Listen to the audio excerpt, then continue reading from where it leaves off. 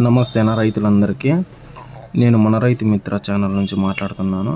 మన ఛానల్లో ప్రతిరోజు ఏ స్టేజ్లో ఏం మందు వాడాలి, అలాగే మొలకలకి ఏం మందు వాడాలి, 20 రోజుల చెట్లకి ఏం మందు వాడాలి, పూతాపిండి స్టేజ్లో ఏం మందు వాడాలి, అలాగే కాయ సైజుకి, చెట్టు చిగురికి, అలాగే నల్ల మచ్చ, ఊజీగా, పురుగు, ఎర్రనల్లి రోగాలందరికీ ఏం మందు వాడాలి అనేది ప్రతిరోజు మన ఛానల్లో అప్డేట్ ఇస్తాను.